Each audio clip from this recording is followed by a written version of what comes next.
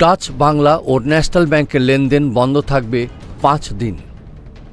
Banking সফটওয়্যারের migration ও হালনাগাদ কার্যক্রম সম্পন্ন করতে ডাচ বাংলা ও ন্যাশনাল ব্যাংকের লেনদেন সহ সব ধরনের ব্যাংকিং সেবা 5 দিন বন্ধ থাকবে।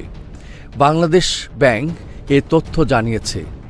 এই 5 দিন ব্যাংকগুলোর সব ধরনের ব্যাংকিং কার্যক্রম বন্ধ থাকবে।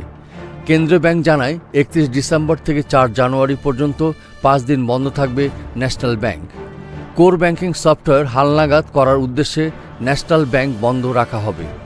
পৃথক আরেক নির্দেশনায় বলা হয়, নতুন বছরের শুরুতে 5 দিন ডাচ বাংলা ব্যাংকের লেনদেনও সম্পূর্ণরূপে বন্ধ থাকবে। এ সময়ে ব্যাংকের শাখা ও এটিএম বুথ থেকে কোনো সেবা পাবেন না ব্যাংকটির গ্রাহকরা।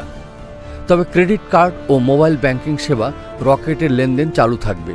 কোর ব্যাংকিং সফটওয়্যার হালনাগাদ করার জন্য ডাচ বাংলা ব্যাংকের মূল ব্যাংকিং সেবা আগামী 1 থেকে 5 জানুয়ারি পর্যন্ত বন্ধ থাকবে।